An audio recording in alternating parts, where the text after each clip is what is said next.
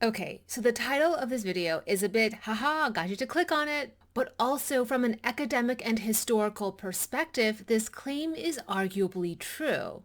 So what book am I referring to? Ge Hong's self-titled 抱朴子, self-titled meaning the name of the grimoire is 抱朴子, but also Ge Hong wrote under the pseudonym 抱朴子. 抱朴子was kind of like his practitioner's name or magical name. 子 means master, like Laozi, maybe better known in the West as Lao Tzu, 庄子, Kongzi, better known to you as Confucius, Sunzi or Sun Tzu, Art of War. Zi is an honorific for a master teacher or ascended master. As for 抱朴, it's sourced straight from the Tao Te Ching, 剑素抱朴, a mind like undyed silk, personage like uncarved wood, verse 19 and repeated again in verse 28. 抱 is to carry, in this context meaning to carry as one's sole purpose. Pu is the Taoist concept of 无名之朴, or nameless simplicity, meaning to be like a blank slate, to be in the simplest state possible. It's a descriptive for 自然, it's purity that has no name.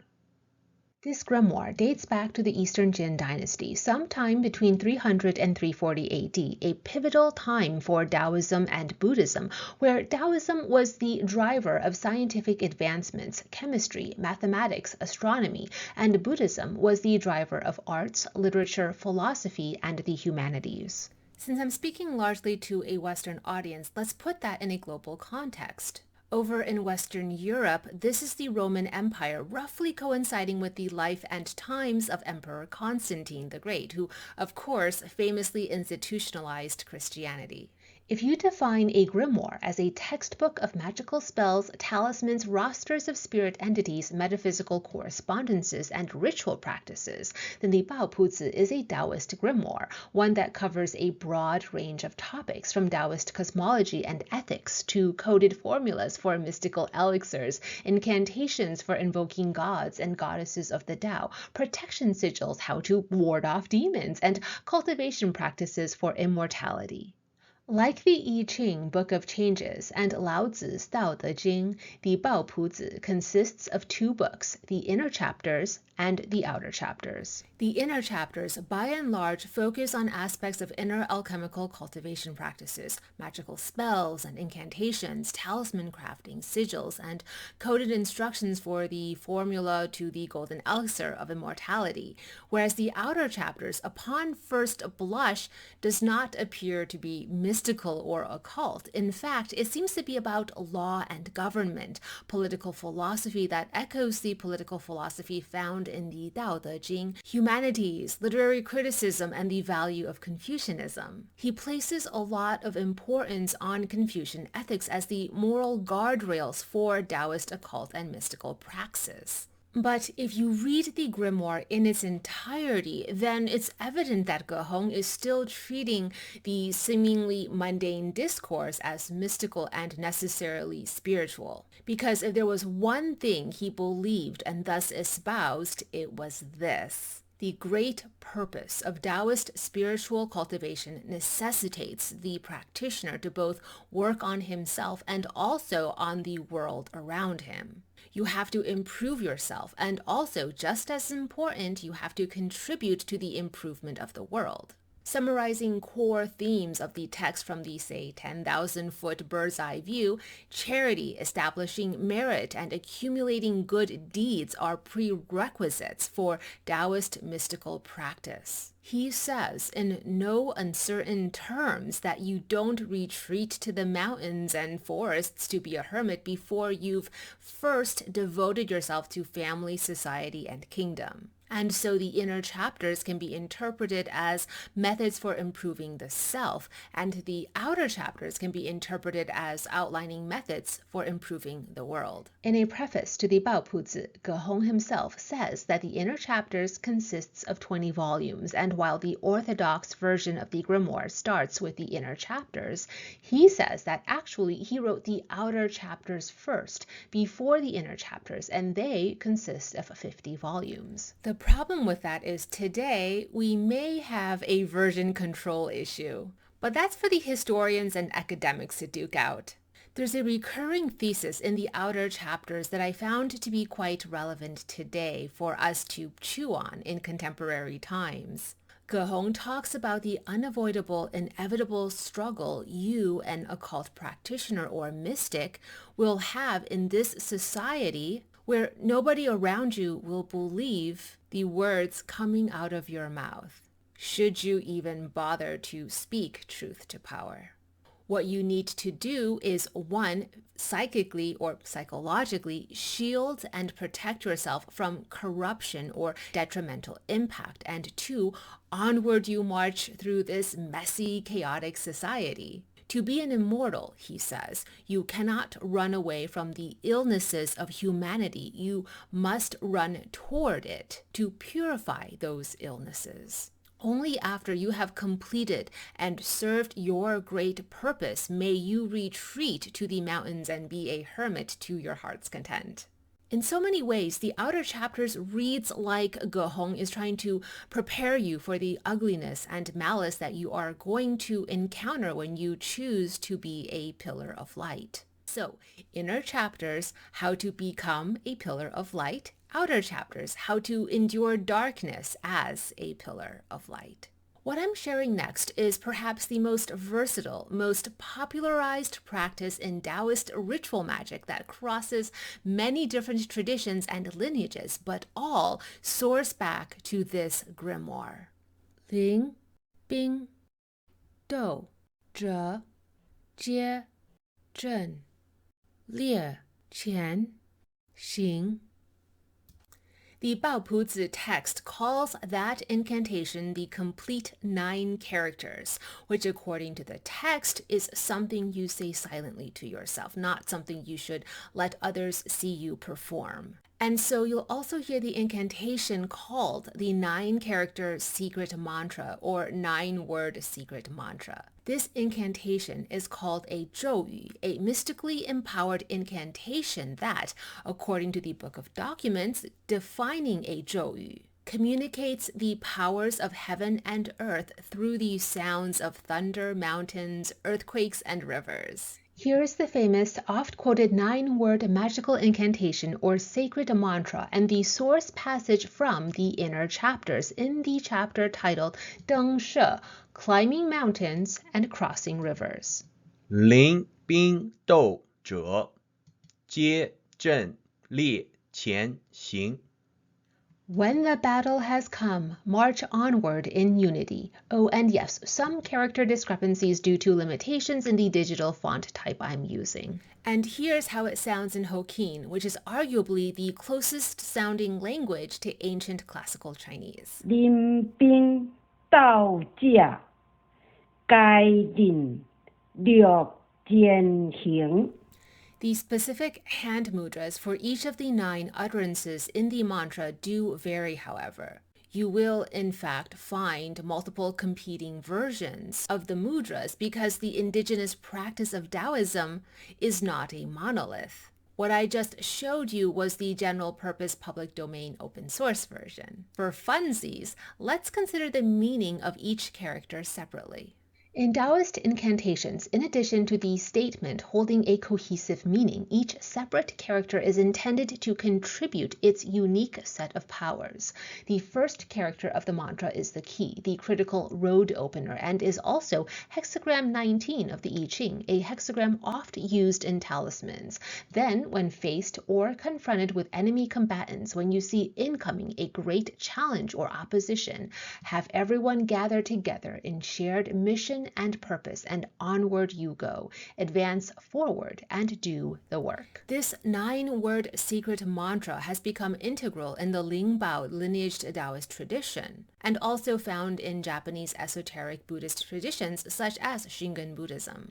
There are a few slightly different variations on the 9 characters. On screen, you're seeing the one we've been working with, cited from the Baopuzi inner chapters circa 300 AD.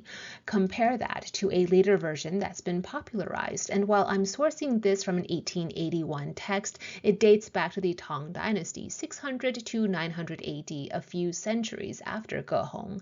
Here, you'll see that the last 3 characters of the mantra differ. Oh, and also, based on context clues, the mantra itself most likely predates Gehong, and it's just that he wrote it down in this grimoire. In general, when we're talking about historical grimoires, we have 1. Version control issues, 2. Serious questions around authorship, and 3. Difficulties with pinning down earliest date of publication or first date of publication. So whenever I throw out dates and numbers, that's just a caveat to keep in mind. Now, for context, let's take a look at the full passage that the 9-character mantra is found in. When you enter one of China's Mingshan, such as any of the 5 sacred mountains, Wuyue, Mount Tai, Taishan, the Wudang Mountains, Wudangshan, Huangshan, basically any of the sacred mountains of Taoism, recite the mantra known as the 6 Jia secret blessing, which is the 9-character mantra. At timing that corresponds with Jia Zi, hang 5 ribbons that are 5 fen in length in the 5 colors, green, red, yellow, white, and blue, upon a great rock and state your petition, what it is you seek to attain, and it shall come to be. In the Book of Three Sovereigns grimoire video, we noted that during the Eastern Jin dynasty, which is when Baopuzi is dated, 1 fen equals 2.45 centimeters. That means 5 fen is 12.25 centimeters, which rounds up to 5 inches. Jiazi is a heavenly stem earthly branch pairing in the lunar solar calendar system. It's an astrological and thus timing reference. All things come out of or are born from Jia. Zi means to go into labor and give birth. Jia represents a first ordinal, that which is initiating a new milestone, new era, the beginning of a turning point. Etymologically, it represents divination tortoise shells and itself is indicative of fields or plains, dimensions, 6 dimensions. This is relevant to Gehong's name or title for the 9-character mantra, which he calls the Liu Jia Mizhu, the 6 Jia secret blessing, which itself is an indirect reference to the 6 fields for changing lines in an I Ching hexagram. Liu Jia is an archaic term that refers to the heavenly stem's earthly branches seasonal calendar system. You'll note that in the calendar system of heavenly stem and earthly branch pairings, there are 6 10-pair groupings that begin with Jia, hence 6 Jia, the powers of this entire cycle representing time, eras, astrology, astronomy, and thus heaven's mandate over the matters of earth are invoked by the 6 Jia 9-character secret blessing. And so the theory of this 9-character blessing is that it draws upon the Luoshu magic square of 9 to control all of, well, space-time. There is a form of Taoist ceremonial magic called Liu Jia, whereby the Liu Jia are also personified as 6 gods. And yes, it is absolutely related to 6 jade maidens, who are the spiritual attendants of the Lady of the 9 Heavens. By the way, we're going to find a lot of references to the I Ching Book of Changes in this grimoire, like here on the same page spread and thus chapter on the 9-character secret mantra, a direct call out to hexagram 63, and the invocation of hexagram 19 in the 9-character mantra itself. Quick tangent on other fun references to the I Ching found in the Baopuzi. In the outer chapter's social commentary, for instance, this chapter, Gehong says that lately it seems like society is repeating these cycles through hexagram 36, the darkening of the light. He notes that society is circling repetitively through the Yao lines, the 6 lines of hexagram 36, which is to say, he thought his kingdom was declining into social turmoil. The government was a hot mess, and it's all about to boil over. And in this chapter of, again, the outer chapters, he notes how hexagram 21 discourages the use of prisons.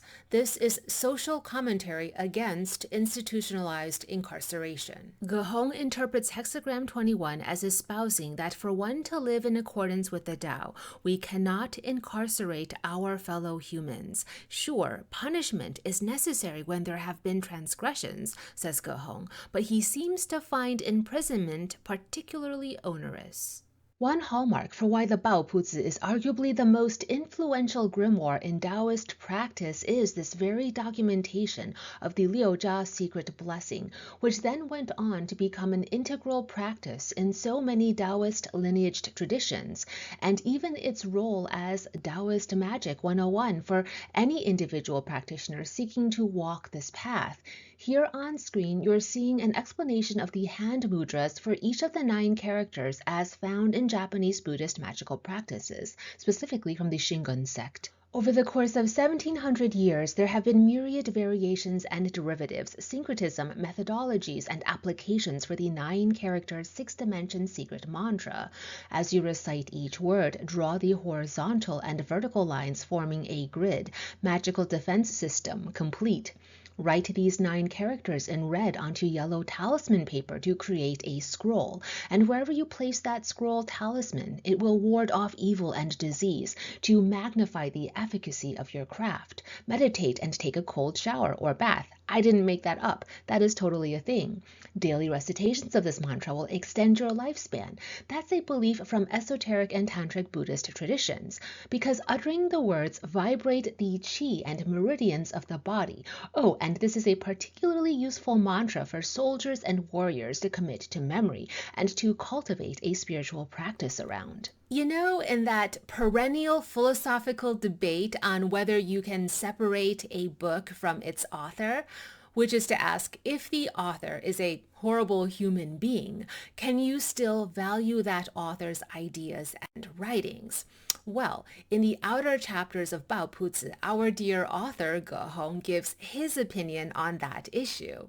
He says, no, you cannot separate the book from its author. If an author is not virtuous and does not practice what they preach, then no, any idea or book from that author is not to be trusted. Again, Ge Hong's ideas, not mine. So let's consider the man himself. Who was Ge Hong? Bao Puzi is the pen name and practitioner's name of Ge Hong, who lived between 283 and 364 AD, and was the grandnephew of a very renowned Taoist priest and alchemist, Ge Xuan, from the Three Kingdoms era of the Han Dynasty, 164 to 244 AD. Ge Hong was a physician, pharmacologist, medical scientist, scholar, government official, military general, and alchemist. To this day, his writings continue to contribute to the advancements in pharmacology. So he's this polymath giving off Isaac Newton vibes, and although he was born into wealth after his father died and thus raised by a single mother, his family fell into poverty. In an autobiography he wrote appended to the Bao Puzi, Ge Hong says that at the age of 16, he started studying the I Ching. He laments how he was too poor to have any good teachers to guide him, so he had to rely on books, self-study, and the grace of gods. His young adulthood was during politically turbulent times. There were these rebellions and invasions going on, so he enlisted and fought in the war, eventually promoted to the commander of an army. After the war, he seemed to have gone through some sort of disillusionment with society and dedicated his life to soul-searching and spiritual cultivation. He wrote up to 100 volumes of text, though much of that is now lost to us. The grimoire Bao Puzi remains Ge Hong's most famous and influential writing. Oh, and let's talk about Bao Gu, Ge Hong's wife, too, because this is pretty cool. Bao Gu was the daughter of Bao Jing, super famous Taoist guy, astronomer, astrologer, philosopher, alchemist, and the master teacher of Ge Hong. Also, I'm aware the illustration I have for Ge Hong makes him look 300 years older than the father. I don't know, sourcing images for videos is hard. Bao Gu herself was a physician, a medical doctor, and also a Taoist alchemist. In her own right, she is remembered as one of the most renowned women physicians of Chinese history. Among Taoist magical circles, she is revered as Bao Xian Gu, which deifies her as a Taoist immortal and ascended master. If you watched the Ba Gua 8 trigrams video, remember the one clearly female immortal He Xian Gu described as a shamaness who masters Taoist cultivation by receiving instructions from a fairy who comes to her in her dreams? Same honorific, 仙姑. In summary, Ge Hong is credited as one of the early Taoist thinkers to systematically organize Taoist magical practices in what is essentially a written, documented deliverable. You had this guy and his wife who were by all accounts highly revered in their society for their knowledge, expertise, scholarship, and intellect, who were multi-talented and learned in many fields, and who kept incredible copious records of Taoist magico-mystical practices, alchemy and ritual magic invoking gods and exorcising demons. Bao Puzi contributed greatly to systemizing Minjian Dao, or folk Taoism, and a core mystical practice under the umbrella of folk Taoism, Wu Shu, witchcraft, shamanic methodologies, shamanic witchcraft, Taoist occult practices, Taoist sorcery, take your pick of translation. What Bao Puzi did was bridge a gap between folk Taoism and Shangceng Dao Zhao, the Taoism of the aristocracy. To this day, Bao Puzi is honored equally for its contributions to medicine and its social commentary and its contributions to systemizing Wu Shu, Taoist occultism. That Bao Puzi is one of, if not the most influential and impactful grimoires in Taoist mysticism, with its importance enduring for the last 1,700 years, is not for no reason. While it's impracticable for me to be comprehensive in a video format like this, I did want to give like a Bao Puzi highlights reel and maybe try to cover some key points. In the very first column of the inner chapters, Ge Hong discusses the unbridled or boundless mystery, and then pulls descriptives of polarities from the Tao Te Ching, connecting those polarities to this unbridled or unbound mystery. It tickles me that Xuan can legit be translated to arcana. Oh, and references to a Xuannu or mystery maiden implying the Lady of the Nine Heavens through context clues appears throughout the inner chapters. The Mystery Maiden is an essential divine influence in the formulation of the Golden Elixir, in the chapter titled Golden Elixir, and in the same passages referencing the Mystery Maiden, you get references to the Jade Maidens, the spiritual warrior attendants to the Lady of the Nine Heavens. That opening chapter on unbridled or unbound mystery describes Xuan mystery, chaos, the great darkness, the occulted, arcana as the great ancestor, great progenitor of all nature, all beings that arise from the Tao. The Tao, or the way of the mysteries, Xuan Dao, then becomes this defined term in the grimoire, forming the basis of Ge Hong's theoretical discourse. To know Xuan, writes Ge Hong, you must cultivate knowledge and experience of the 9 heavens, 9 clouds, 9 skies, 9 dark abysses, Akasha, and know the 8 directions or 8 corners. This is a geographic reference to the Bagua 8 trigrams, whereas the 9 heavens, 9 Akasha relate to, well, heaven. When the 9 realms of heaven meets the 8 realms of earth, the Luo Shu magic square of 9 sectors superimposed with the 8 trigrams, that is how you achieve knowledge of the Xuan Dao, the Tao of the mysteries, the mysterious Tao. There's also this line from the inner chapters I'd like to draw your attention to. First, this is descriptive of Xuan Dao, the path of the Tao of the mysteries. You seek mastery over Guang, light, luminescence through the luminescence, the Guang of the sun and moon.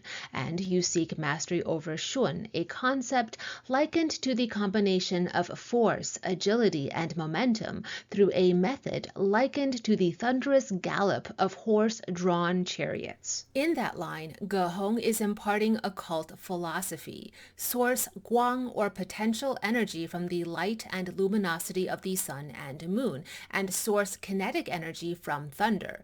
The Guang or astral light that empowers, say, Fu talismans or any craft comes from solar and lunar alignment, time and space alignment. Then the power of your craft is determined by how well you wield the Vajra, thunder chi. It's also talking about, well, in ancient terms, the speed of light and the velocity at which luminescence travels. That line is as much about electromagnetic radiation and special relativity as it is about how to conceptualize the methodical processes of the craft.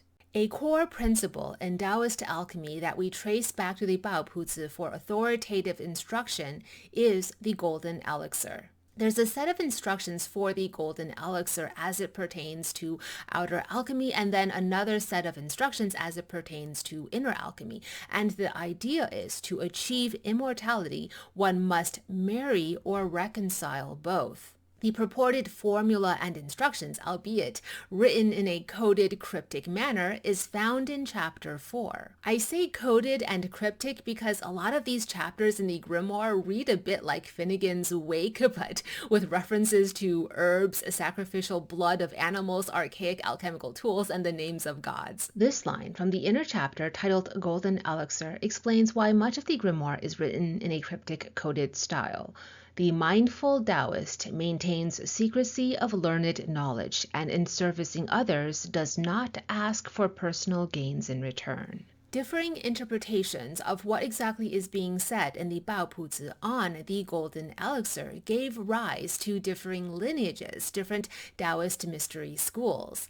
Gehong starts by alluding to the importance of a secret, his words not mine, a secret text called the Dao Ji Jing, which maybe kinda reminds us of the Dao De Jing, save the difference of that second character. The character Ji refers to something secret, esoteric, not for public consumption, but is also image-wise a reference to a loom, the archetype of the weaver. The archetype of the weaver is an important concept itself in Taoist mysticism and mythology because it's this idea of one who can take the polarities of yin and yang and weave them together to design a harmonious tapestry. In fact, even in the 9-word secret mantra, we saw how one of the methodologies involves psychically weaving a tapestry with the qi or power of the 9 words. Gehong references this mysterious text again in a later chapter of the grimoire. He says that this mysterious text is attributed to one Junxi.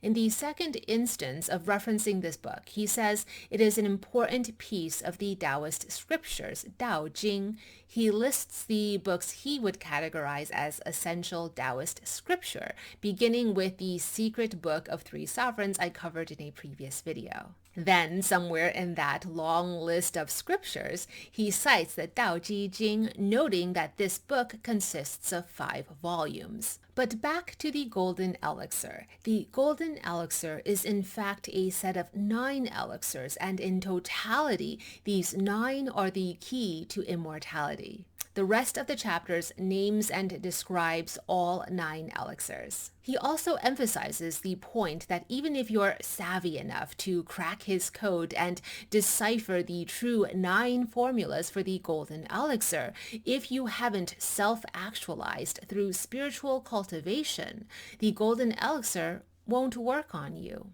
So it's not enough to formulate the elixir of immortality on its own, but the body, mind, and spirit that consumes that elixir must be cultivated to be able to take that elixir.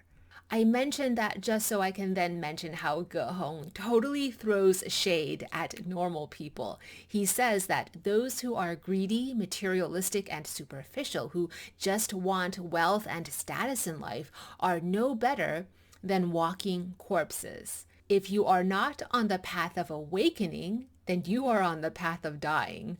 Let's talk about Taoist morality according to the Baopuzi. In the inner chapter Exalting the Mundane, Gehong writes this: the way to immortality is through filial piety, having a peaceful and calm temperament, to be harmonious in nature, to show compassion, mercy, empathy, and to be humane, to be kind, and to both have faith in others and be one who is faithful, who is trustworthy and honest. Cultivating mastery of the mystical arts only, without cultivating these virtues, will not grant you immortality. Filial piety, empathy, and humaneness and faith are referenced dozens of times in the Dao De Jing. although to have a calm and peaceful temperament isn't mentioned directly in those words, it's unequivocally implied. In Renming, Compassionate and Wise from the Outer Chapters, Ge Hong quotes Mencius, an ancient philosopher sage, emphasizing the importance of this maxim. If one pure of heart falls into a well, rush to the rescue. 气质 means an innocent one, childlike, a newborn, a phrase found in verse 55 of the Tao Te Ching. It's a metaphor for one pure of heart, who approaches life as if it were a blank slate. The meaning of 气质 is similar to the meaning of 抱朴子. Jing is hexagram 48, and an earlier reference to the Yi, the Book of Changes, in that same passage signals to us to approach this passage at multiple levels, meaning it's also a metaphor. Hexagram 48 is about, well, it's about many things, but one theme is deep diving within in search of hidden personal potential, but also the challenges and pitfalls of such an inward journey. So this ethical guideline from Bao Puzi is saying to be a true sage, you must shoulder the affirmative duty and moral obligation to save those in trouble. In U.S. jurisprudence, we have this legal question of, does a citizen have an affirmative duty to save someone in trouble? If it is within your reasonable means to save someone, do you have the duty to do so? According to Ge Hong's jurisprudence, yes.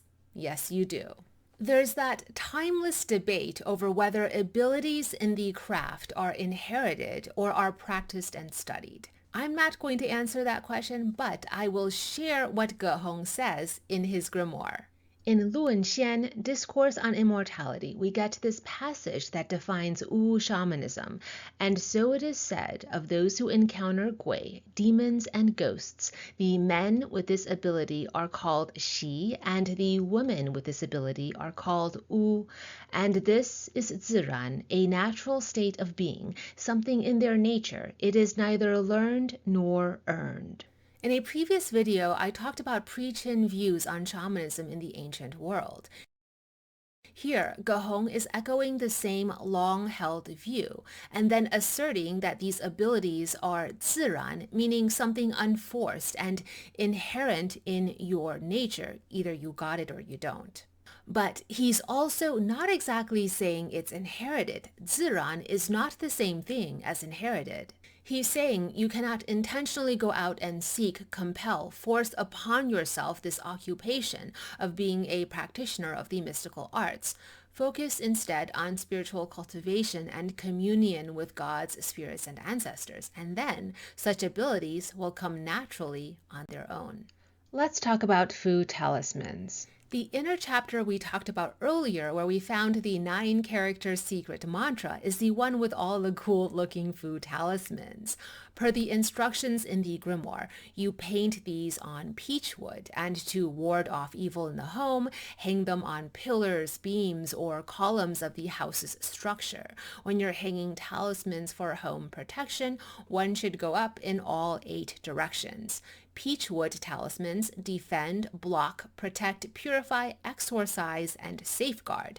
But use bamboo for Fu talismans if your purpose is prosperity, to achieve short-term goals, or minor, mundane, everyday affairs. In fact, just as he listed all the scriptures he believed a Taoist should read in the inner chapters Shalan, all-knowing and all-seeing, he lists a bunch of talismans for the Taoist priest to master. He claims these listed talismans were divine revelations from the gods to Lao Tzu. Talismanic magic is kind of a big chunk of this grimoire. Fu talismans are mentioned in 55 paragraphs discussing how there are 5 different painted colors you can use and which to use depending on the purpose of the talisman. Healing talismans are ground into a paste, crushed along with herbs, and applied to wounds. In fact, in the outer chapters, he's giving like military strategy to kings or something to that effect, which makes sense. He was a military guy himself and fought in a war, and says that once you have conquered a city-state, the first thing you should do is destroy all the talismans that had been previously fortifying the main structures. Which goes to show you how powerful he thinks Fu talismans are.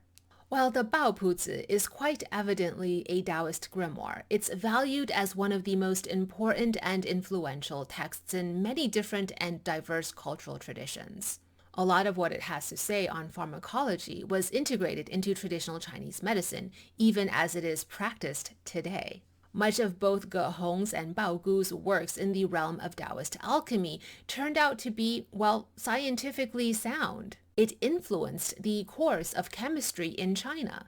And because Ge Hong seemed to care so deeply for the society, people, government, and politics of his time, he wrote extensively on these subjects, making Baopuzi invaluable to Jin Dynasty historians. Finally, to underscore a key omission that will be obvious to those familiar with Baopuzi, I wanted to keep this G-rated, for general audiences. So yes, this is a public-facing version of an introductory overview for this text. There are some critical omissions. Let's close out on this one passage from the outer chapters. 夫智与不智，存于一言。 Whether one is wise or unwise hinges on what is said. Elbows up. 林 I can hear my mom nagging. 冰 What was next? Oh crap, I already forgot. I think it's something like, 道 a modern audience is going to critique this as being ableist. 驾 What if you have arthritis? 林冰道驾，该人略践行。